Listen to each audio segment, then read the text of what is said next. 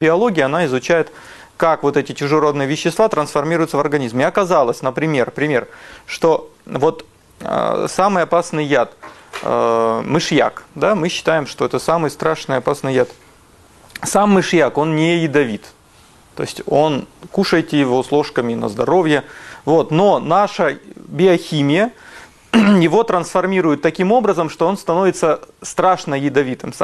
Он внутри, в процессе пищеварения, к молекуле мышьяка пришиваются дополнительные вещества, и он получается уже, он не как металл, да, или мышьяк, не как вещество, а он уже как комплекс, как биокомплекс становится. И вот этот биокомплекс, он является страшно токсичным. То есть, получается, наш организм его пытается, он воспринимает чужеродный объект, начинает что-то с ним делать, прилеплять к нему какие-то дополнительные молекулы и превращает его в страшно токсичное вещество.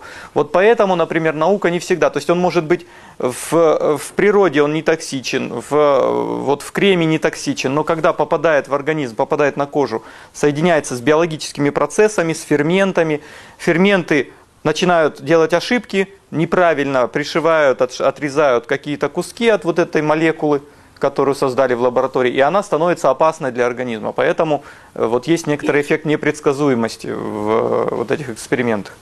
И по большому счету сейчас ни в одной лаборатории мира не делают анализы на комплексное воздействие. Вот мы утром встали, да, почистили зубы, одно воздействие, а умылись там какой-нибудь пенкой.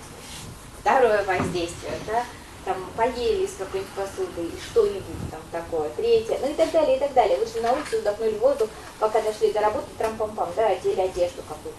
И вот комплекс никто не замеряет. А каково же вот это суммарное воздействие разных веществ на организм человека, там, в единицу времени, жизни и так далее, говоря уже о том, что это воздействие может быть разное для разных групп людей, да, для детей, там, женщин, беременных, пожилых и так далее. То есть потому что биохимия у нас разная.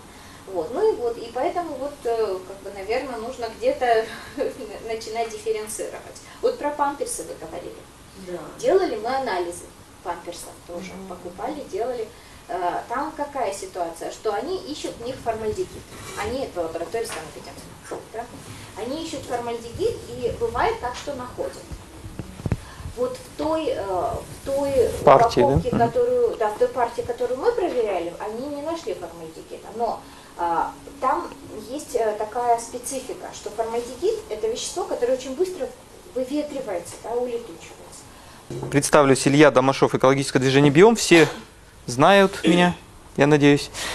Поэтому не буду долго рассказывать про себя, будем разговаривать про растения. У нас такой еще есть момент, который вчера затронули, когда мы говорили про мыломоющие средства, когда мы говорили про некоторые вещества, связанные, например, с косметикой и так далее. Мы говорили с точки зрения, и сегодня говорили с точки зрения безопасности для самого человека. Вчера, когда мы начали говорить про ГМО, мы немножко затронули аспект безопасности для природы. И на самом деле вот этот вот элемент, связанный с безопасностью для природы, это тоже большая дискуссия, очень много споров вокруг этого идет. И было несколько работ, в частности работа Greenpeace, которые изучали, как разные фирмы, разрабатывающие и производящие мыломоющие вещества, различные косметические товары, как они влияют на саму природу. И Greenpeace подготовил вот такое исследование, выделил, посмотрите, наверное, знакомые для вас фирмы DAF, Persil и так далее. Да? То есть это те фирмы, которые с точки зрения Greenpeace являются самыми вредоносными для природы. Почему? Потому что они изучали ситуацию с, это у нас получается малазийский лес, они изучали, как происходит создание, как происходит добыча основного ингредиента для этих продуктов. То есть основной ингредиент – это пальмовое масло.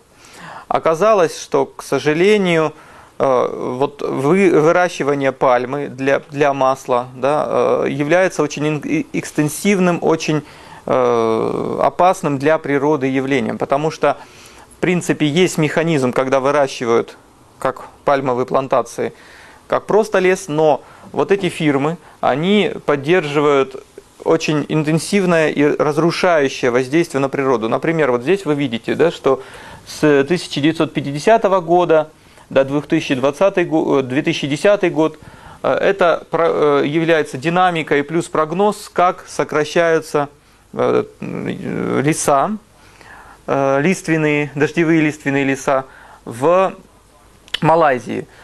Дело в том, что вот эти пальмовые плантации, вот эти фирмы, о которых мы говорим, они имеют свои участки пальмовых плантаций вот в странах Азии, странах развивающего мира, но они уничтожают лес, высаживают там пальмовую плантацию, и практически в течение 3 лет они выращивают эти пальмовые плантации, потом это все срубают, переходят на следующий участок. То есть получается сам механизм выращивания пальмы, сам механизм получения этого пальмового масла, он основан на том, чтобы максимально получить выгоду, без учета потребностей природы, без учета размеров сохраненных естественных лесов, диких, то есть и поэтому они ведут вот такую экспансионную работу. Поэтому Greenpeace в 2008 году провел большую информационную кампанию в рамках Конвенции по биоразнообразию, провел кампанию по поводу того, что есть организации, которые производят пальмовое масло и другие ингредиенты с максимально большим вредом для естественных лесов, для естественной природы. Поэтому с точки зрения больше природной безопасности, вот эти компании были заподозрены в том, что они приводят к разрушению естественных лесных экосистем. Такой момент я как раз хотел вам рассказать. Поэтому можно делать выбор с точки зрения своей безопасности, можно сделать выбор с точки зрения безопасности для природы и так далее. Вот это, наверное, про мыломоющие и все средства, где у нас включено пальмовое масло. Этот, наверное, момент все, что я хотел рассказать. Теперь давайте перейдем непосредственно к теме моего сегодняшнего доклада. Это растения вокруг нас, их опасность, безопасность и влияние в частности, на здоровье детей. Если это мы выращиваем растения в комнате, в классе, в кабинете или дома, и влияние, например, и выращивание растений на пришкольной территории, что можно сделать, какие риски, какие возможности мы можем здесь предугадать. Для того, чтобы говорить о том, как выращивать и какие основные принципы можно заложить в то, чтобы обеспечить безопасность свою или детей при выращивании растений в комнате, я предлагаю несколько таких принципов экологического дизайна, которые можно внедрять везде, дома, в школе, на работе и так далее. То есть первое – это выращивайте разнообразно и поддерживайте баланс. Да? То есть нежелательно использовать, например, только для озеленения. Вы любите один вид цветов, и вы озеленяете везде только одним этим видом цветов. То есть, в принципе, хорошо, но с точки зрения экологического баланса могут быть проблемы. Могут какие быть проблемы? Интенсивное распространение какого-нибудь вредителя. Потому что если, например, ставить ароматические или растения фитонцидные рядом с растениями нефитонцидными, они друг друга будут защищать. Таким образом, у вас усилий на обработку их от вредителей будет гораздо меньше, нежели, например, если вы будете выращивать только один тип растений. И так далее. Кроме этого, если вы выращиваете разнообразные растения, то эффект, например, аллергический может быть очень минимальный, да, потому что если выращивать везде герань, да, например, пахучую герань, то есть если попадает тот человек с аллергией к этому растению, это может вызвать аллергический шок и так далее. То есть поэтому чем больше разнообразия вы используете для озеленения, тем вот с точки зрения экологии жилища, экологии дома это лучше. Теперь второй момент. Создавайте зоны с разными растениями в помещениях, исходя из потребностей растений и потребностей вот ваших к этим помещению, к этому помещению. Что это значит? Это значит, что можно, например, в кухне выращивать один тип растений. Да? Это может быть связано, например, с условиями, да, что она, например, больше освещена. Но также это может быть связано с вашими потребностями. Например, вы бы хотели, чтобы в кухне было меньше запахов, вот, или, например, чтобы в кухне больше очищался воздух, когда вот, потому что вы там в основном жарите, варите, да, и как-то надо больше сделать более свежим воздух, да, больше его ионизировать. А, например, в зале или там в какой-то другой комнате вы можете создавать условия небольшие с более ароматическими растениями. Да? И в детской комнате там вообще отдельный спектр условий безопасности, какие растения там лучше использовать, какие лучше не использовать. Поэтому вот этот вот момент нужно сразу спланировать, какие растения, в каких комнатах вы будете выращивать и зачем. Например, в зале, да, можно выращивать относительно такие растения, которые наносят меньше вред, которые, например, лучше не выращивать в комнате, где вы спите, да, и так далее. То есть вот эти вот элементы можно сразу продумать, и хорошо бы их тоже учитывать, когда вы планируете посадку, выращивание растений. При этом, если мы возвращаемся в школу, если мы говорим про школьный класс, в школьном классе тоже могут быть зоны. Да? Например, есть зоны, где растения у нас больше сосредоточены, да? То есть такие некоторые зеленые зоны в классе. Есть зоны, где, например, могут быть находиться растения, связанные с дезинфекцией воздуха и так далее. То есть это тоже можно создать и распланировать. Следующий момент – это знай своих питомцев и их потребности. Конечно, когда вот вы идете по улице, вот увидели по базару, увидели красивый цветок, вот вам очень понравился, то есть я не говорю, что вы должны все цветы бояться, считать их потенциально опасными, да, но если вы купили цветок, вам он понравился, запишите его название, придите, поищите в интернете, поищите в книжках, что это за растение. Желательно знать его влияние на организм и так далее. Потому что есть такие люди, которые просто вот закупают, все ставят, и, честно говоря, даже и не знают, как это называется. И, ну, вот красивый, этого и достаточно. Да? Вот, на самом деле это недостаточно, если вы планируете некоторый элемент безопасности. Это недостаточно, если в семье есть дети, животные и так далее, и так далее. Поэтому старайтесь относиться вот более детально к тому, что вы выращиваете у себя дома. Следующий момент. Определяйте пределы безопасности в процессе ухода за растениями. Выбирайте наиболее безопасные методы обработки растений в помещении открытом грунте. Что это значит? Это значит, что вот вы знаете уже свойства своих растений. Да? Вы знаете, например, что наиболее опасным является сок этого растения. То есть, если нечаянно вы повредили, когда пересаживали, повредили это растение, сок попал на кожу, лучше пройти и сполоснуть руки. Да? Это одна история. Вторая история, что, например, если вы... Часто бывает, вот, например, в моей практике у меня несколько раз начиналось распространение какого-нибудь вредителя на комнатных растениях. То есть, если вы все-таки решили обработать, вы как-то создаете какой-то механизм обработки. Например, что я делаю, когда обрабатываю дома растения? То есть, я переношу те растения, которые у меня в подозрении находятся, на балкон, беру целлофановый пакет, закрываю их и обрабатываю в локальном масштабе. И я, например, для себя открыл такой препарат, вот он называется садовник, такая брызгалка. Я изучал состав, и там показано, что он основан на растительных фитонцидах, которые воздействуют на вредителей.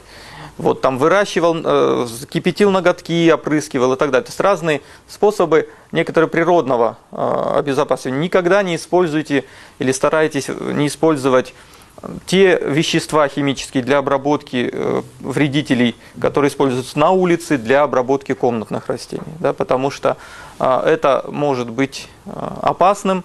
В частности, например, вот мы дискутировали по поводу использования, вот вы знаете, да, что у нас какое-то время были дубы поражены вот этой вот дубовым пилильщиком или дубовой минирующей молью. когда вот все листики, они становились желтыми и опадали, да, в городе. Вот, были целые дискуссии по поводу, какой препарат использовать. И вот сейчас остановились на таком препарате, но там даже там одном, если интересно, мы можем про это детально поговорить позже. Вот, но там, например, в инструкции было написано, что при механической обработке, при механическом сборе урожая, после обработки людей пускают на эти участки через 3 дня, а при ручном сборе урожая после обработки такими препаратами людей пускают только через 5 дней. То есть, представляете, то есть, если мы с вами обрабатываем парк, то есть нам его нужно бы хорошо колючей проволокой обнести на 5 дней, не меньше. Понимаете? То есть, и причем вот в инструкции написано, что это наиболее экологический, наиболее безопасный, наиболее безвредный препарат. Все равно токсическое вещество у нас, оно может быть токсическое как для одного организма, так и для другого организма. Даже несмотря на то, что сейчас создают очень специфические токсины, которые воздействуют на конкретное вот существо, да, не влияя или минимально влияя на других, все равно есть побочные эффекты, есть все-таки элемент переноса негативного воздействия с одних видов на других. Поэтому, пожалуйста, если вы хотите сделать свой дом безопасней, свой класс школьный безопасней, используйте, как бы определяйте, что вот, например, пределы безопасности. Если вы уже хотите обработать, то тогда вы обрабатываете, например, там, на каникулах или в какой-то момент, когда дети минимально попадают в класс и так далее. То есть вот такие вот подборки можно тоже размышлять, обсуждать, анализировать и разрабатывать вот такие методы обработок и ухода за растениями. Вот всю совокупность растений, которая живет у нас с вами в доме, в школе, вокруг нас, можно представить в виде вот такой схемы. При этом, смотрите, мы условно делим на положительное влияние растений и условно на отрицательное влияние растений. Здесь я сразу оговорюсь, мы с вами не можем жестко разделить, что вот это вот растение только вред, а вот это растение только плюс. У нас есть группа растений, которые, я когда вот подготовил материал, я никак не мог определиться. Вот одни пишут, например, фикус бенджамина, там фикусы плохие растения, другие пишут, фикусы это хорошие растения. Что с этим делать? Или, например, герань. Одни говорят, что это замечательно, другие говорят, что это не замечательно. Почему такая сложность в определении, опасно растение или небезопасно? Потому что, например, те растения, которые обеззараживают воздух, они используют фитонциды. И вот эти фитонциды, даже тот самый чеснок, который мы с вами используем, это растение фитонцидоноз, оно воздействует своими биологическими токсикантами, воздействует на, например, микробы. В избытке любое вот такое вещество является опасным. В маленьких количествах оно является полезным, да, как любое лекарство. Поэтому здесь тоже вы должны учитывать, и вот этот принцип «выращивайте разнообразно», он как раз помогает нам не переусердствовать вот в использовании положительных свойств растений комнатных, да, потому что если мы как бы туда вот будем фанатично это пытаться развивать, мы можем нанести себе и окружающим вред. Давайте детально пройдем по вот этой вот схеме. Да, вот безопасные растения, считается, что наиболее такими интересными, безопасными растениями являются хризантема, алоэ. Вот они являются высокоэффективными очистителями воздуха. Извините, пожалуйста, а вы нам раздать подадите? Мы вообще вам флешки дадим, мы вам секрет, я расскажу. И на флешке мы сохраним вам. И пишите, и мы вам дадим, как вам удобно. Смотрите, мы на флешку сохраним презентации, мы на флешке сохраним вот материалы все, которые вот мы готовим для вас. Поэтому, но смотрите, это, честно говоря, такой вот только компас вам для вашей работы, потому что на многие вопросы я тоже ответить еще не успел для себя, да, например, и часть вещей, я думаю, что вам самим придется разбираться, изучать, искать. Иногда информация противоречивая, но в любом случае это только такие вот наметки, которые с удовольствием используйте, и мы будем только рады. Вот, смотрите, аспарагусы, да, знаете, такая вот пушистая красивые пушистые растения, вот они хорошо связывают тяжелые металлы. Хлорофитум, все мы знаем, что это вот как бы мощный фильтр воздуха. Вот. Его, например, часто используют, локализуют в кухне, да, потому что он является прям как кондиционер. То есть он у вас этот воздух собирает, чистит и так далее, обогащает его кислородом. Вот, смотрите, вот причем, почему, например, очень важно использовать хлорофитум и пальмы именно на кухне, потому что там, где у нас газ, где мы используем, там, жарим, парим, я потом покажу, да, хлорофитум позже. Вот. У вас вот в этом раздаточном материале да, там есть фотографии, картинки и описание небольшое. Да. Вот, смотрите. Получается, что почему именно вот эти два растения очень важно использовать?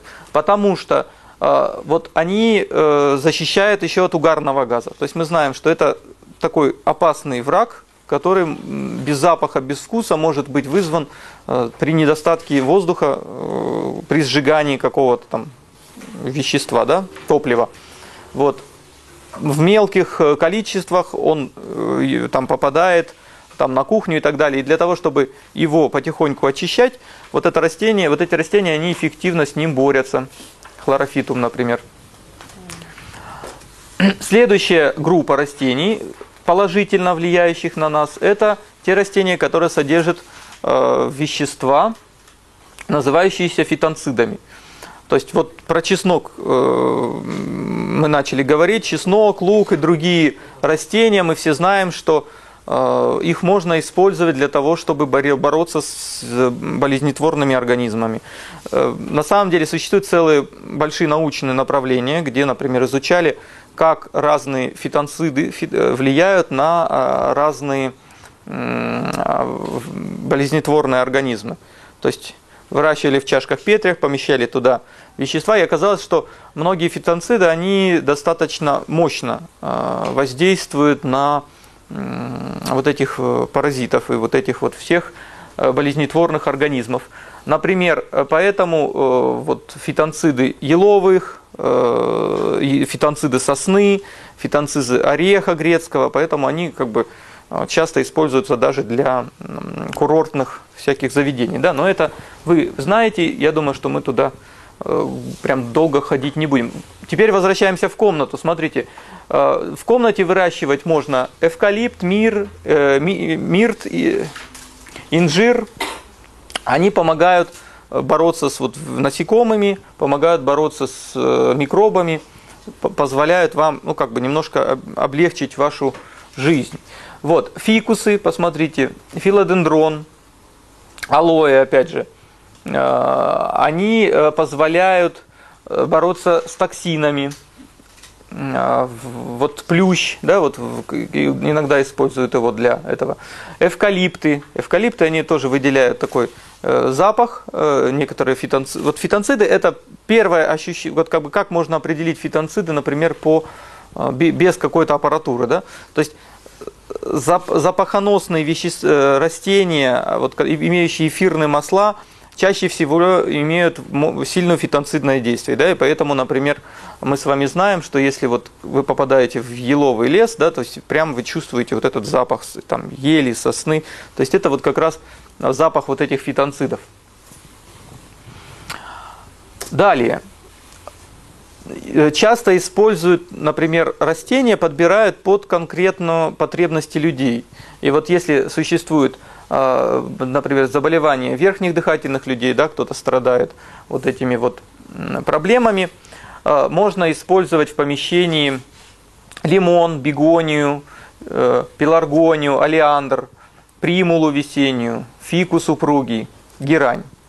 Вот, теперь смотрите, вот ряд из этих растений, мы к ним еще вернемся, они являются опасными. Да? Например, считается олеандр одним из очень сильных опасных растений, там даже соприкосновение с ним нужно минимизировать, потому что можно отравиться, даже вот если вы будете его пересаживать без например, должной системы безопасности. Но помните, что в малых количествах мы можем его использовать. И поэтому, если, например, есть человек, кто хронически страдает этими заболеваниями, можно дома выращивать небольшое растение олеандра, но там с большими условиями, чтобы дома, главное, чтобы не было маленьких детей, да, которые могут нечаянно его сломать, там, листья драть и как-то там их и так далее. Например, не выращивать сильно большое, не ставить это в комнату, где спит человек, да, и так далее, и так далее. То есть вот эти вот моменты можно учитывать. Также воздух насыщает фитонциды, они позволяют повысить активность, защитные силы усилить у организма и так далее, и так далее. То есть мы все с вами знаем, да, то есть вот этот эффект бодрости, когда мы с вами вот прошлись по лесу, по парку даже, да, то есть вот чувствуем себя бодро, да, мы чувствуем себя бодро за счет отрицательных частиц, за счет ионов, которые выделяют растения, но также мы чувствуем себя вот таким как бы таким ободренным состоянием из-за тех веществ, фитонцидов, которые растения выделяют. Белый это по цветочку определяем? Что значит белый? Олеандр белый? Цветок белый должен быть или что? Обычно розовый. Он же обычно розовый. Я думаю, да, вот тут я с вами... Тут я вам, к сожалению, помочь не смогу, потому что, честно говоря, я не знаю, чем они отличаются, но я думаю, что либо белый цветок, что-то должно быть белое, либо иногда как называют, да, листья, у него белая поверхность может быть, более белая, знаете. Но если вам интересно, я как бы проведу так расследование, и мы все равно как бы будем тесно дальше работать. Я постараюсь вам выслать определение, ну как бы, чтобы вы могли как-то более четче определить, какой олеандр растет, какую-то такую вот схему определить, да? Чуть-чуть там рисуночки будут, да? А вот в этой книге есть Вы знаете, олеандр я вам сейчас покажу. Олеандр у меня где-то был рисунок. Сейчас мы с вами посмотрим. Олеандра, наверное, понимаете, у нас, видите, у нас вот это вот как бы изначальное, можно, да, я взгляну? Сейчас я посмотрю. Так, это у нас...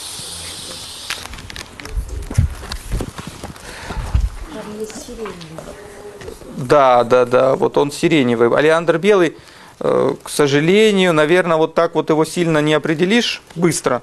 Но давайте это будет как бы задание мне, я тогда постараюсь, может быть, даже мы сделаем такой визуальный как бы файлик, да, где фотография и описание, да, то есть я как бы пока не ставил перед собой такую задачу, но я думаю, мы можем это с вами сделать. Теперь смотрите, вот к опасным растениям пойдем, да? Опасные растения, опять же, они опасны не просто так, они опасны бывают из-за чего-то. Бывают опасны из-за выделения веществ в воздух, те же самые фитонциды. Бывают опасными из-за семян или клубней. Бывают они опасными, например, из-за сока млечного и так далее, который течет по жилам этих растений. Поэтому смотрите, одним из опасных призван молочай. Вот вы, наверное, знаете, рождественская звезда, да, мы его сейчас увидим с вами. Он является опасным, потому что соч, да, млечный он называется сок, из него делают каучук. Вот есть каучуковые деревья, у которых идет мощный поток вот этого сока. Его прям надрезают, вот как, например, вы знаете, да, что вот березовый сок как получают, надрезают, он капает, и потом там его используют. Вот точно так же млечный сок у вот таких растений, как у молочаевых, там есть целые деревья, которые выкачивают этот сок, его потом термально обрабатывают, и получается каучук. Да? Вот. Но мы с вами каучук не получаем дома в домашних условиях, мы с вами можем нечаянно до него дотронуться, поранить растение, и начинается движение сока. Вот помните, я вам говорил про фикус. Фикус как раз в этом отношении растение интересное, что с одной стороны он хороший, полезный с точки зрения очистки воздуха, с точки зрения, например, фитонцидов в небольшом количестве. Это замечательное растение, но с точки зрения млечного сока очень опасное растение. Если вы повредите сам фикус, его ствол или лист оторвете, и сок попадет на кожу, лучше сразу смыть, потому что может вызывать раздражение, может вызывать некоторые проблемные ощущения. Вот посмотрите, Все части этого растения являются ядовитыми, сок может вызвать жжение, обязательно надо избегать попадания в глаза и так далее, и так далее. Вот. И филодендроны диффенбахия тоже являются достаточно такими опасными, негативно влияющими на здоровье людей, но только в контексте того, что если вы его пораните, да, если вы дотронетесь до его сока. Ну вот, давайте посмотрим на некоторые картинки. Вот опасные сожители людей, да, вот это вот, например, аденум тучный. Видите, тут говорится о том, что он даже при контакте, обычном контакте с листьями может вызывать раздражение, может быть опасным. Тогда вопрос, а почему тогда все-таки люди разводят потом красиво? Ну, Красоты получается. ну, я думаю, да. Понимаете, потому что тоже, видите, вот то, что он... Мы же тоже не говорим, что... То есть, смотрите, можно с ним жить рядом, и при правильном обращении можно даже не знать, что он опасный. Да? То есть, если вот вообще выработать ко всем растениям аккуратное, правильное отношение, да? То есть, тогда, может быть, он даже никакой вред не нанесет. Да? Потом, смотрите, часто очень было как? Едет, например, какой-нибудь естествоиспытатель в какой-нибудь, вот в Кыргызстан, да, приехал, идет по горам, видит, тюльпан растет. Ну, классно, выкопал, забрал, привез к себе, начал выращивать, да, а потом через много лет оказалось, что это там, например, не тюльпан, а безвременник, да, в котором один из алкалоидов вот этого состава сока вот этого растения является, например, колхицин, который просто останавливает клеточное деление. Страшное вещество, которое используется генетиками для того, чтобы прекратить клеточное деление. Да? Ну, вот, например, вот там целые процедуры. Да? То есть опасность с точки зрения биологической. Да? Узнали, например, через 100 лет после того, как его там начали запустили его в культуру приусадебного хозяйства. Да, ну вот если пример мы продолжаем с безвременником, то ну, это как бы у нас такой для озеленения приусадебного участка используется. Да, точно так же и с комнатными растениями. Приехал, срезал, посадил, уже полгорода у тебя взяли росточки, а потом оказывается, что он вредный. Да? Поэтому так и получается, что у нас как бы наука, она выполняет догоняющую функцию. Сначала что-то мы напридумали, что-то сделали, запустили форель, высокуль, а потом мы догоняем, ну как бы через 10 лет вспоминаем, что что-то как-то не так и как-то что-то поменялось. Да? Вот такая вот история. Вот она звезда наша с вами рождественская. Смотрите, получается, что сильное жжение волдыри на коже может вызывать. Временная слепоту может вызывать, да?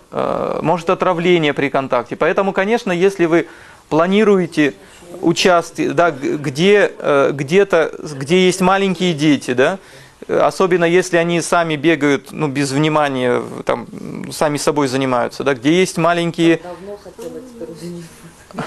Нет, красивый цветок, но я вам сразу скажу, с ним мороки очень много. Например, для того, чтобы он вот выпустил вот эту цветочную розетку, вот эти вот красненькие листики, ему надо создать условия немножко покоя, немножко охладить его, то есть как-то держать там в полуподвале. То есть там целые процедуры, он там должен немножко отдохнуть, потом начинает свести только полный живот. Но смотрите, но как делают, да? Вот фирмы современные и вот там гостиницы, какие-то кафе, они уже заказывают, например, теплицы. К такому-то времени вот нам нужны вот эти цветочки. Вот этот цветочек постоял какое-то время, начал отцветать, они вернули это опять, да, туда. И поэтому получается, что всегда обидно, да? Дома ты с этим цветком мучаешься, кормишь, поешь, брызгаешь, и он тебя раз в 3 года подцвел, и ты уже счастлив. А придешь в гостиницу, там у них они цветут. Да что такое, да? То есть как будто ощущение, что у них больше времени и сил они тратят на эти растения. Ничего подобного, они просто договариваются, им свеженькие привезли, поставили, потом эти поменяли, да? То есть через какое-то время опять. Поэтому вот так вот бывает.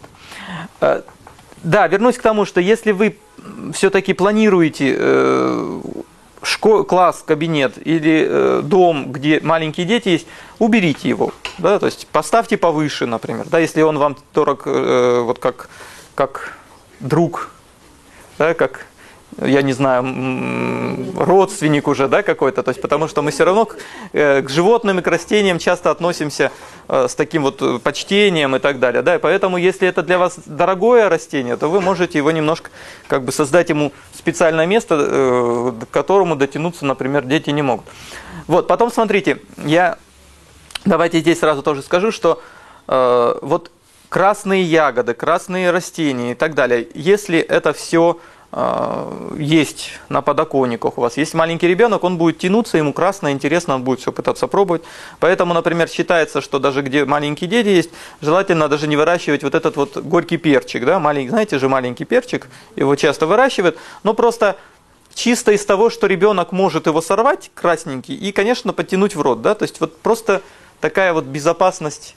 Просто помните, что, мы и так, мамы, конечно, помнят, что они все в рот тянут и так далее, то есть они могут еще и кошек в рот тянуть, или там цветы тянуть в рот собак, и поэтому вы должны это тоже учесть.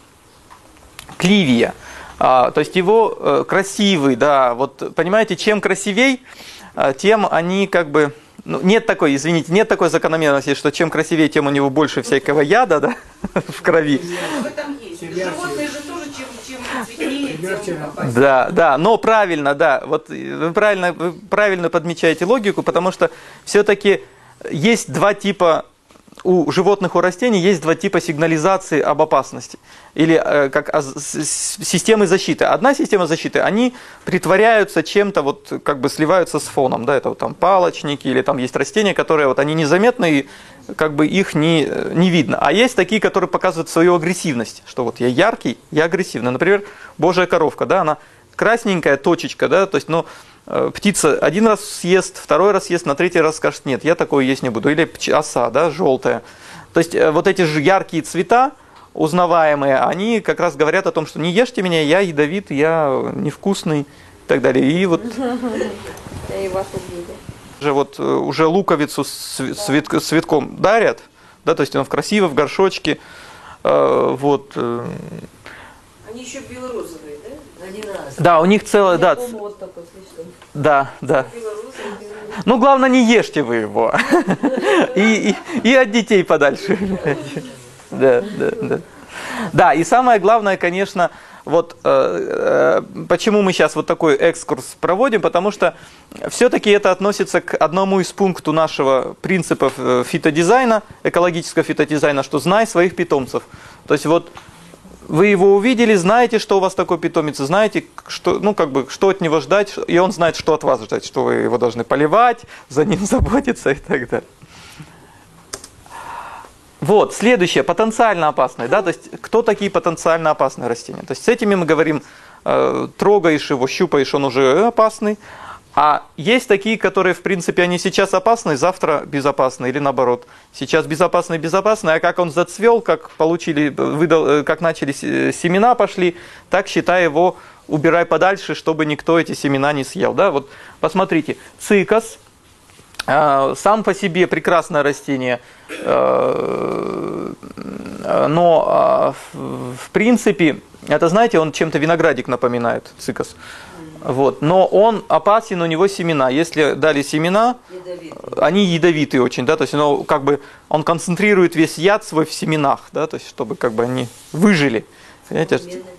Да, цикламены, красивые цикламены, да, но вот семена и корни являются наиболее опасными, там очень много яда. Да? Зачем в семенах яд? Потому что это семечко падает, убивает рядышком, кто там пытается прорасти, и создает условия для роста вот этого вот растения. Даже в науке есть такой термин алеопатия, да, или алеолопатия, да, то есть это когда одно растение за счет своих химических веществ мешает произрастать соседним растениям, которое позволяет, например, защищать, то есть они сами растут, а другим не дают. Вот у ореха есть такой эффект, да, аллопатический эффект. Например, есть такие пустынные растения, которые никто, вокруг них в районе 3-4 метров вообще никто расти не может. Это вот такие вот сильно мощные. То есть смотрите, только вот есть растения, которые выделяют в воздух вот эти свои вещества, а есть растения, которые выделяют в почву. Да? Вот эти вот, например, пустынные там кактусы, которые никому не позволяют расти, только сами растут. Вот они вот этот яд выпустили в почву, всех отравили, кто там вокруг пытался расти, а сами они в горном одиночестве, ну, довольные, потому что столько территории себе освободили. Вот, недавно читал про такое явление, как разговаривающие цветы. Оказывается, есть такой в природе эффект, когда одно растение может передать информацию другому растению по воздуху. Вот, в частности, этилен, да, мы знаем, то есть это газ, да, этилен, кажется, они выделяют. То есть, когда идет интенсивный процесс поедания, это очень интересное явление для африканских лесов, да, когда идет массовые, пришли там слоны и начали обдирать деревья, едят их довольно, все.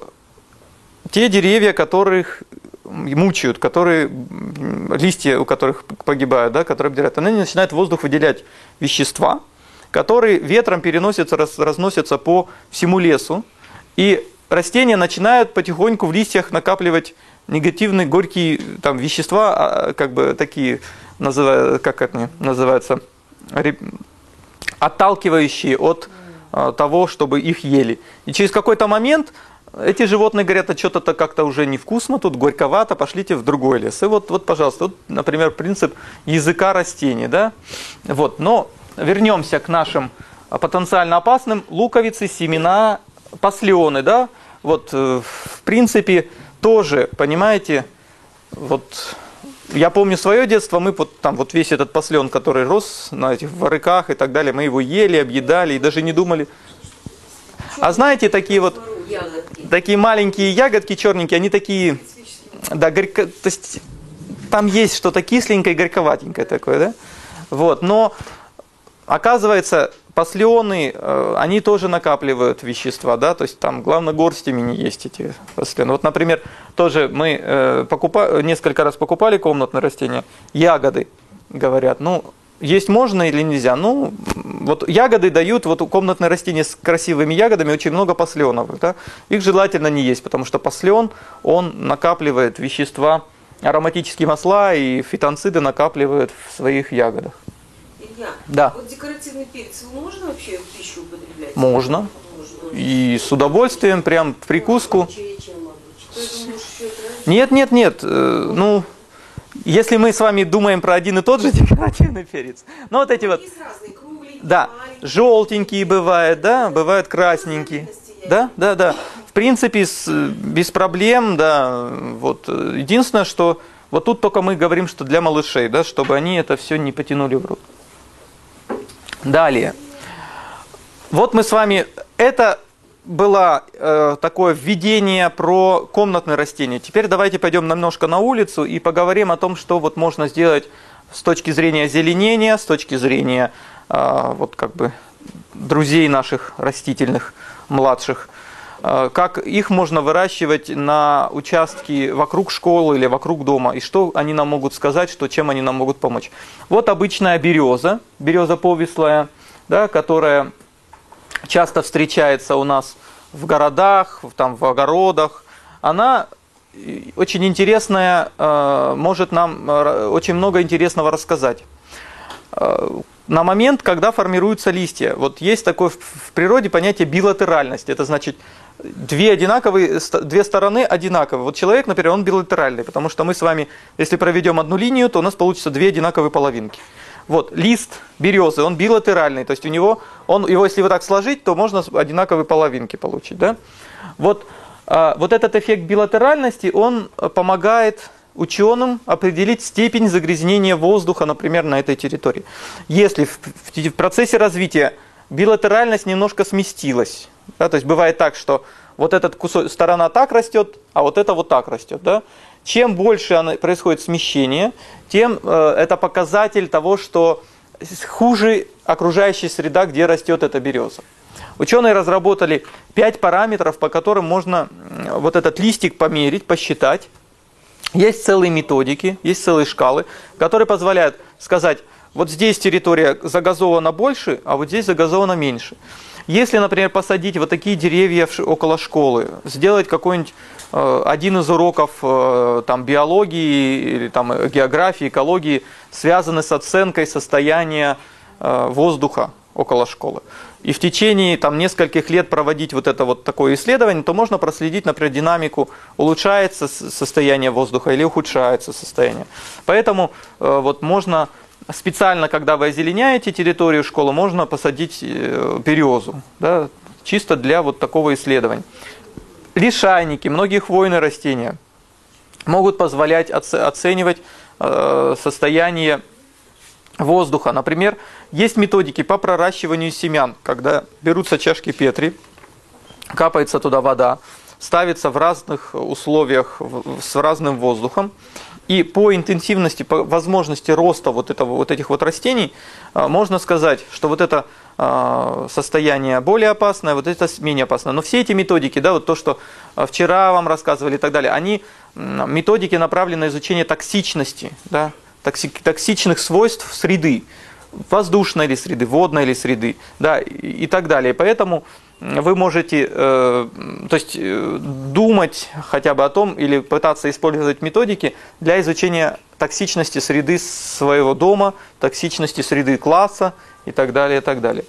Даже тот самый лук репчатый, есть такие методики, когда его растворяют в воде разные почвы, например, высаживают его, и по интенсивности и по всяким там параметрам роста корешков можно определить, опасная или безопасная вот эта вот почва.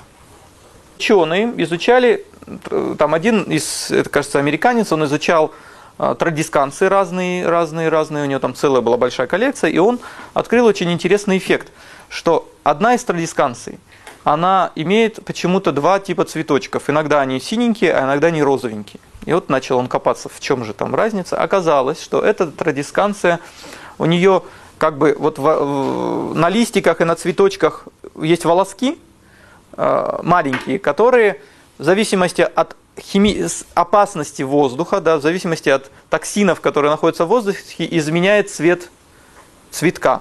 И получается, что при нормальном состоянии цветочки синие, и потом они начинают пятнами меняться там, до розового цвета. Вот весь спектр до розового цвета, от синего до розового, может показать степень опасности окружающей среды. Вот. И я много вот искал вот этот клон 2, смотрел в интернете, очень такие прекрасные ощущения. То есть вот там, например, пишут, что вот у нас в нашей лаборатории появился такой цветок, и мы всей лаборатории ходили каждый день на него, смотрели, что же у нас, какое состояние воздуха, да, можно следить. Моя мечта, конечно, если все-таки мы завезем откуда-то из Москвы или где-то найдем этот конкретный клон, вот этот клон 0,2, хотелось бы, конечно, его размножить и использовать, например, в классе, да, для вот просто безопасности. Вы думаете? Илья, это же, да, я же... Не, смотрите, вот да, смотрите, само растение, да, само растение, вот это, я не нашел, это традисканция, да, вот по листикам нельзя сказать какой-то подвид или какой-то клон, да, это в общем традисканция, вам просто пример, как выглядит традисканция. Вот клон Б, я не видел его в реальности, как он выглядит. Он может быть листьями выглядеть точно так же, да? А цветочки могут быть синие и розовые, да, вот. Поэтому вот я вам не советую, вот сейчас вы любую традисканцию найдете и ее использовать для индикации, то есть не получится. Надо найти вот этот вот клон конкретный, который вот он сейчас потихоньку как-то распространяется, и только тогда мы можем говорить, что это растение... Да, является определителем загрязнения. Причем есть целое научное исследование, почему при химической опасности, при загрязнении воздуха, почему он изменяет цвет. Да, есть научные исследования, кому вот интересно узнать, миф это или это реальность, то есть мы можем про это отдельно поговорить, я могу сохранить вот эти исследования. То есть как бы вообще весь комплекс биотоксичности вещества. Вот, например, производится какое-нибудь новое масло или новая, там, я не знаю, помада и так далее. То есть, чтобы определить биотоксичность этого вещества, нужно по всему спектру организмов провести, начиная от микроорганизмов, растения, насекомые, животные и клетки крови человека. И тогда мы можем сказать, что вот это вещество опасное для здоровья. Поэтому мы с вами как бы из вот этой методики выдрали только кусочек и можем тоже его использовать. Но каким образом мы можем использовать? Если вы увидели, что есть такое у вас ощущение, что все-таки среда опасная, тогда надо уже приглашать специалистов, которые вам посмотрят, проверят и скажут, действительно опасно или нет. То есть это такие, знаете, первые ласточки, некоторые намеки на то, опасная среда может быть или безопасная. Но дальше, конечно, нужно уже более детально смотреть. То есть вы не должны полагаться только на вот методику какую-то. Вот вы по березе посмотрели и сказали, что все, теперь здесь жить нельзя. Нет, то есть это только сигнал о том, что может быть опасно. Нужно, значит, проводить дополнительное изучение. Что еще хотелось бы сказать по поводу озеленения территории школы или там участка дома и так далее. То есть мы с Эмиль Чапарычем разработали очень интересную вот такую вот методику. Да, если можно, вы передайте, пожалуйста, вот туда и сюда. Называется озеленение местными эндемичными видами. Европа в свое время уже столкнулась с таким явлением, называется green desert. Что такое? Green – это зеленая, desert – пустыня. Что это значит? Они в какой-то момент решили, что у нас должно быть все красиво и интересно, поэтому мы сносим все, высаживаем ровненькую травку, и прекрасная полянка, ровненькая травка, никакой ни кустика нету, ни деревца нету, зато прекрасная поляна. Вот у них в Европе, мы, например, смотрели в Англии, у них школы такие, то есть у них 3-4 дерева и все зелено. Прекрасно, чистенько, дети могут там лежать на этой траве, ходить.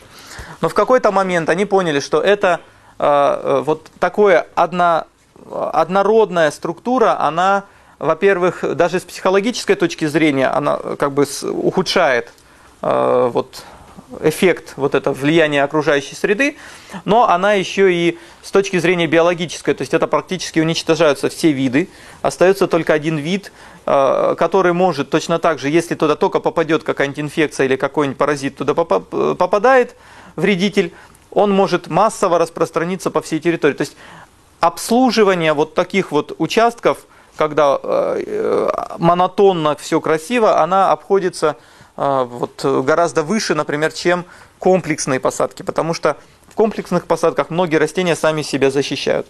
Но мы пошли дальше, мы сказали, что помимо того, что нужно создавать благоприятные условия для самозащиты у растений, нужно еще и сохранять наши виды, которые для Кыргызстана, они у нас здесь живут, они у нас здесь являются уникальными. Надо создавать условия, чтобы как бы поддерживать своего производителя. Почему? Потому что у нас засилие, например, голландских тюльпанов, у нас засилие европейских сортов там, хвойных, да, которые там используются для озеленения. А есть виды, которые очень редки для Кыргызстана, для самого же Кыргызстана, наши местные виды, но они являются редкими.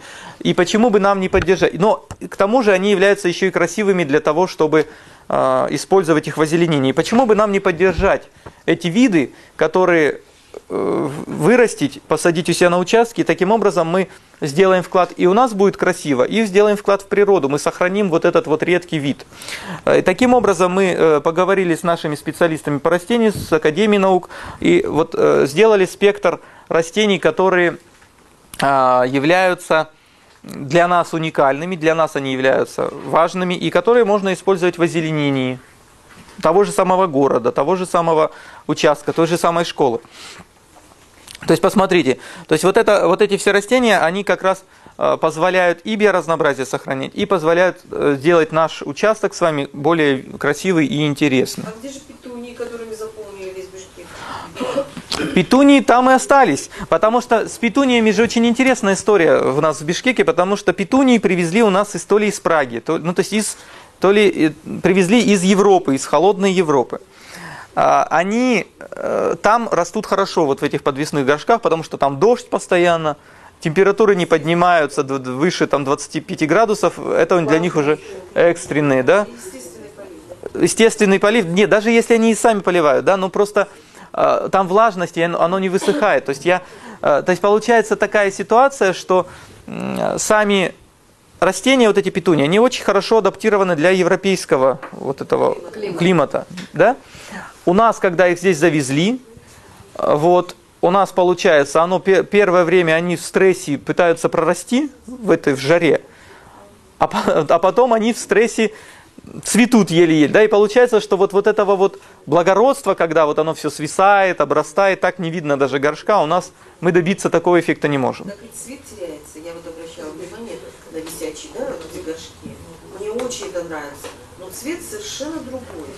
А вы Какие-то такие бесцветные. Они выгорают еще. Выгорают, да, потому что при мощном солнце, вот у нас был такой профессор Печенов, он изучал, например, свеклу, да, и он доказал, что как только температура повышается, становится критической для этого растения, он перестает синтезировать сахар. Да, то есть ему уже некогда заниматься вот накоплением питательных веществ, он защищается себе, то есть он всю энергию, всю свои силы тратится на защиту от высокой температуры.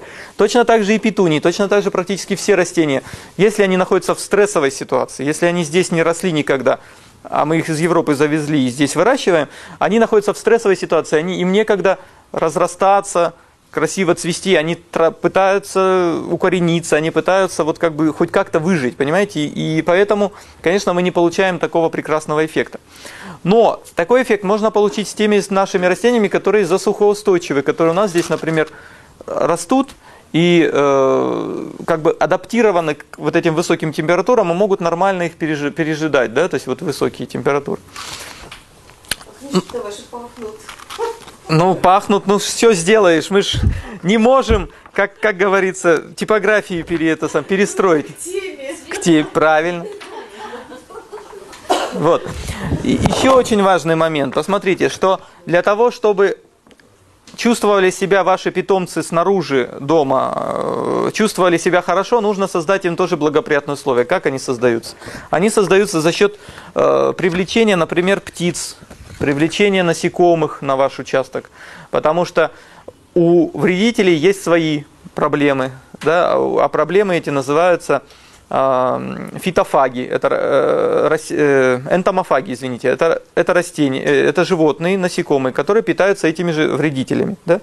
Вот в частности, энтомофагом можно назвать Божью коровку, потому что и сама Божья коровка, и ее личинка, они очень хорошо питаются тлей.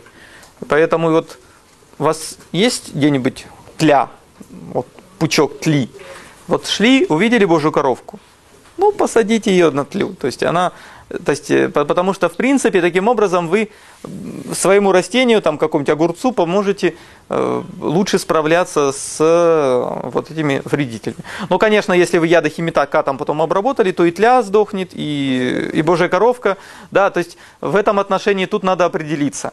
Можно либо таким путем, либо таким, но мы все-таки призываем, используйте максимальные биологические методы. Вот у нас с Шукуровым Джапарычем даже был такой разговор про его участок дома, как он создавал условия, чтобы растения друг друга защищали. И вот он как бы, с одной стороны, вид может быть такой интересный, что там много разных трав, много как бы сорняков, да, но через какое-то время эти же самые сорняки, эти же самые растения, они позволяют, вот это многообразие, они позволяют создать благоприятные условия для развития механизмов самозащиты.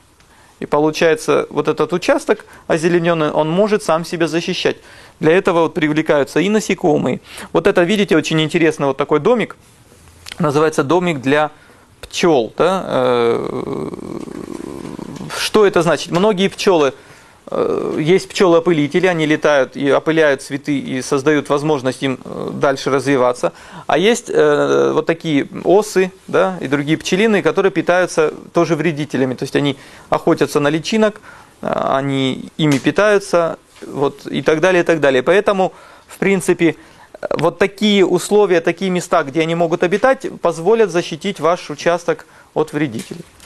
Вот. Я правильно понимаю, что мне там уже ничего неправильно понимаю, да? Но я все равно хочу сказать спасибо за внимание. Вот. И вернуться вот к самому последнему пункту вот этой методики, это компост. Да? Часто мы все-таки большое, больше, чем надо, внимание уделяем неорганическим удобрениям, там, которые, например, помогают нам добиться какого-то результата. Вот, были проведены исследования, которые говорят о том, что чем больше химикатов мы и неорганических удобрений используем в этом году, тем больше мы будем использовать в будущем. То есть получается, что растения и вредители, у них есть такой эффект привыкания. То есть получается, что вы сегодня 3 килограмма, в следующий год 3,5 и так далее. То есть получается, что каждый раз надо немножко увеличивать дозу, чтобы как бы стимулировать растения эффективно расти, эффективно плодоносить. И вот этот эффект накопления, он в какой-то момент может приводить к порче земли, ухудшению ее плодородия и так далее. Поэтому мы все-таки призываем использовать старые способы, создать небольшой участок с, например, с компостом, и этот компост использовать, например, потом для озеленения. Вот мы были в Англии, там, например, компосты даже делают в школах. Они какой-то участок ставят компост, но у них там хорошо, у них там раздельный сбор мусора. Детям они объясняют: яблочки, огрызки вы скидываете все вот в одну кучку, потом они с детьми высыпают это все в компост, закрывают его, и вот помимо того, что они делают вот эту хорошую почву компостную, и потом ее используют для своих же деревьев, они учат детей, как вот это все делать. То есть они соединяют образовательный компонент и соединяют вот такой экологический компонент. Я думаю, что если с хорошим подходом, можно и в наших школах это сделать. Да? То есть единственное, что там, им показать, что можно компостировать листья, там, и так далее, и так далее. То есть как бы какие-то вот такие вот элементы этих подходов можно использовать для озеленения своих участков домашних или для озеленения, например, своих школьных участков. Да, конечно. Я вот, Илья, очень же давно думаю, может быть, скажите про калерия или калярия, как правильно цветок вот этот вот, уменьшенная кала? Угу. Да. Ну, кала, да, карликовая кала, так видно. Ага. Ну, и мне она очень нравилась, я ее купила. Принесла домой, она была отсажена уже и в целлофане. Пока я ее принесла домой, вроде бы на солнце она только там стояла, пока я в течение получаса ходила. Я пришла, у меня листья все завяли. Мало того, что они завяли, они высохли. Я вообще не поняла, в чем дело. Они прям хрустят уже. И цветочки как бы обожженные, сырые. Интересно. И я вот думаю, может быть, они вот сейчас же есть вот этот вот опрыскок типа Байкала, оживляет растение, потом он, может быть, перебор был этого, но это для меня вообще просто был нонсенс, что так засохли цветы. Ну, а они где были? Оно было в одном, как бы как, прям горшком вы взяли и с горшком, нет. Или выкопали его? Оно было отсажено, разделено и находилось с вот этим... С землей как? С землей вот этой, да, в целлофане. И я так и взяла. Понимаете, там тоже может быть повреждение, могло быть корней или, не знаю, непонятно, да? Нет, сам цветочек сохранился. Ага, а вот эти? Такие, как подпаленные, но листья, вот листья сохранились. Не знаю, интересно эффект, потому что, в принципе, может быть, и чем-то обрабатывали, да, бывает так, чтобы... Есть же даже сейчас такие как бы вещества, которые создают блеск у этих растений и так далее. То есть, может быть, его для товарного вида сначала обработали, а потом как бы, ну, оно... Буквально в течение часа. А на следующий день они просто сейчас стоят, я не трогаю, я не знаю, то ли срезать, то ли оставить. Ну, сухие листья можно срезать, потому что они как бы не восстановятся. Да. Самое главное, что от основания вот лист, он весь уже пожухлый, а здесь вот зеленая такая часть, стебелек. Да. И непонятно, если она зеленая, почему лист тогда сухой? Ну, видите, ну, похоже, то ли термальная могла быть. Это вот недавно, да, вы покупали? Вот, да. Прям, да. Интересно, не знаю. Мне она нравится, и я хотела приобрести, причем разный цвет, одни красные, другие розовые. И розовый еще пока... Да, он так цветет замечательно, как восковой. Ну, нравится мне. Хотя я же говорю, я о нем практически ничего, вот вы правильно сказали, я ничего не знаю. Я тоже просто точно так же, я иду, вот там где-нибудь, увидел, вот он нравится мне цветок. Вот все, как бы уже он уже питомец становится, да? Вот. Но хорошо бы потом, в принципе, потихоньку как бы его как бы изучать, насколько можно. Я тоже, конечно, сознаюсь, что я не смогу вам вот полную экскурсию провести по своим домашним цветам, да, потому что у меня там есть какие-то такие кактусики, которые я, например, еще не разобрался, какие, да. Но, в принципе, по-хорошему бы потихоньку вот эту вот саму практику внедрять в свою жизнь, то есть вот приобрели цветочек, немножко там с ним познакомились детальнее. Да как я разговариваю даже? Но, Здравствуйте, цветочки. да, но они не отвечают. Это они рассказали бы все про себя, и не надо было бы в книжки лезть, да? Но они подают сигналы. Сигналы подают, да. А вот чесноком, когда опрыскивают, это нормально? Нормально. Вот я, ну как бы, единственное, что там с концентрацией надо поэкспериментировать. То есть там вот обычно пишут... Выдавить не очень много, да? Да, обычно пишут там, например, то есть сколько-то грамм на литр воды. Да? Я, например, ноготки так запариваю. Ну, посмотреть надо. Но, с другой стороны, можно поэкспериментировать. Сделайте зубчик, побрызгайте. И посмотрите им в глаза, вредителям, как они на вас смотрят. Если они разозлились на вас, можете дальше этой же концентрацией использовать. Если им как бы только хорошо, чесночком при это самое... Наелись, да, чесночка еще вы добавили. Тогда добавьте концентрацию, да.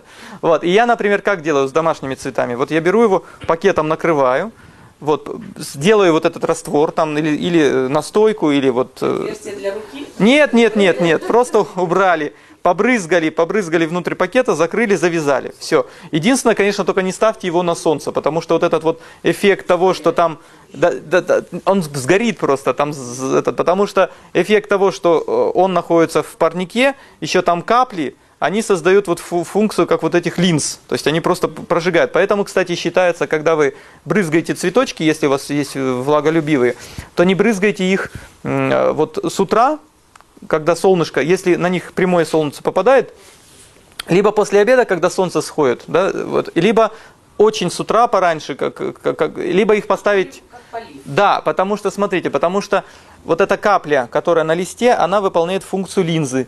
И как только солнце поднялось, если капля еще не испарилась, оно просто прожигает дырку в цветке, ну, то есть в листике там повреждает ткани, поэтому, ну, как бы, потом вроде как бы нормальное растение чувствует себя плохо, да, потому что просто у нее ожогов очень много.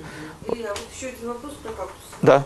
Вот когда на кактусах появляется такой вот, как сухая корка, что ли, или как плешь, что ли, я не знаю, как сказать это.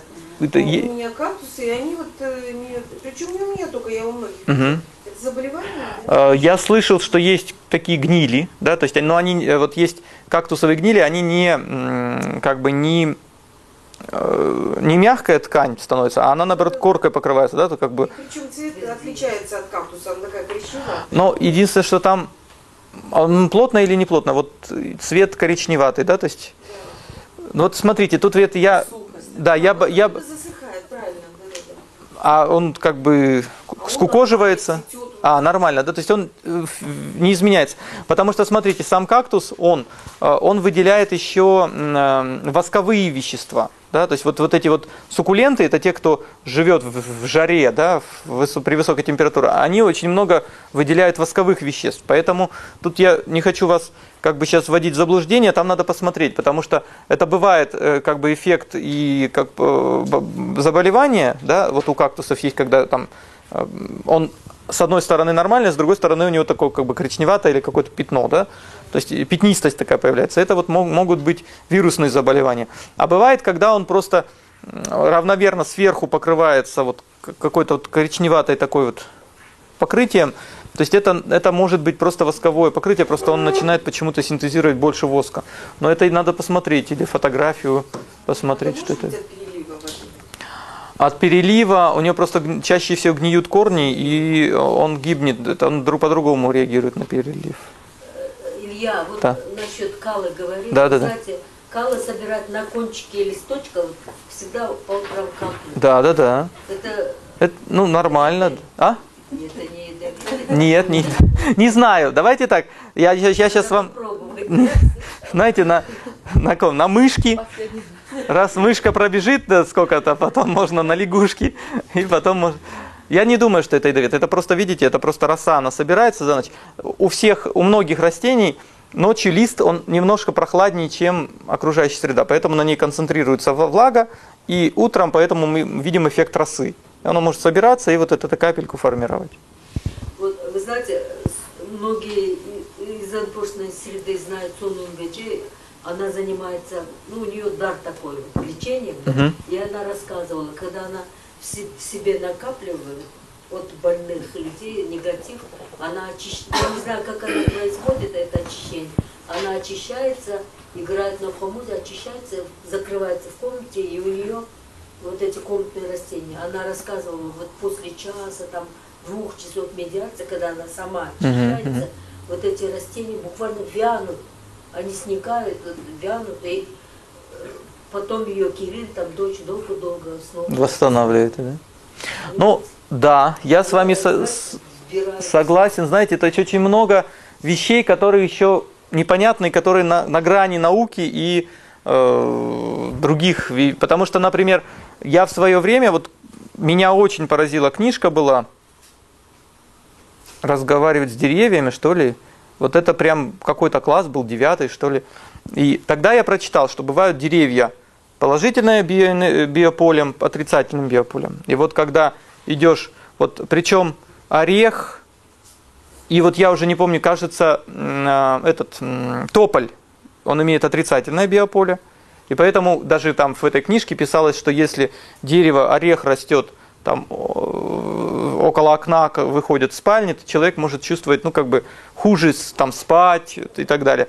Есть деревья с положительным биополем, они даже говорили, что приди, подержись за это дерево и так далее, и так далее. И я честно ходил, все это дело, потому что, в принципе, тут, понимаете, тут кто в науку верит, то пришел, за дерево подержался, сказал, фитонцидов надышался и пошел. Хорошо. Кто верит в некоторые сакральные аспекты вот, общения с природой, тоже, да, то есть, друзья, и те, и другие выигрыши, понимаете, то есть вы просто, неважно, как бы, какой подход вы используете, вот, главное, что этот эффект есть, да, действительно этот эффект есть, и его можно использовать как бы для облагораживания, для улучшения жизни своей дома и в округе. А если и в то веришь, да? Есть и такие. Здесь же другой вопрос. Есть? Это когда вот фитонциды, это когда деревья отдают тебе энергию. Да. А вопрос был в том, что человек отдал Влияет. свою энергию, и там негативно. Растения завяли. Мне Ну, кажется, вот тоже. в этом же. Ну, давайте так. Здесь не объяснишь вы их никакими Ну, фитонцидами, наверное. Все правда, да. Просто верующие, да, они знают, что когда вот где играет музыка, там собираются это как сатана собирается, дьяволы. Понимаете? Вот когда оно собирается, и вот эти цветы вянут, говорится. Ну, Есть такое тоже. да, знаете, тут вот все правда, то есть однозначно есть влияние на я вот хотел просто вот этот момент прокомментировать, что люди тоже влияют на растения, да, вот есть все-таки вот эти вот моменты соединения, и люди влияют на растения, и растения влияют на людей, и, честно говоря, вот тут вот не знаю я, что еще добавить, потому что, наверное, эти эффекты есть, просто вот как бы когда-то я читал, вот получается, есть такое как бы история, что ты можешь наукой дойти до какой-то истины, да, там долго шагать, а можно верой дойти до этой истины, да, и вот как бы если мы договорились, ну как бы чувствуем, что вот это вот так вот, да, то есть если мы верим в это, что там растения на нас влияют и мы на них, то может быть это и происходит, то есть тут вот очень такая тонкая и сложная дискуссия, Это поэтому... сейчас проверяется. Это сейчас встает человек к дереву, берет маленькую фольгу, тонкую фольгу, и прислоняет одну часть к дереву, да, полосочку. Если полосочка притягивается, это положительную энергию дает дерево. Если она все-таки как магнитик оттягивается к тебе, то отрицательно. Значит, дерево это вам не подходит. Да, ну... Это как психолог. Да. Евгений, ну, я хотела только напомнить, что у нас семинар не по эзотерике сегодня. Хотя это тоже важная тема. Мы ходим по грани. Да, мама, мы ходим по грани, и я уже нервничаю. Правильно. Если честно. Ну, мы сегодня разговорились. Когда мы сегодня что-то с вами происходит. Химию. думайте про другое. Вот. Хорошо. Вопросы еще есть? Да, у нас Не по эзотерике, пожалуйста. У нас тогда сейчас время перерыва на кофе. Да? Давайте тогда сейчас отдохнем, попьем кофе минут 15. Ну, в смысле так, чтобы чуть-чуть развеяться. А потом продолжим. Хорошо. Спасибо большое, Илья. Давайте. Спасибо. 15 минут, да, через 15?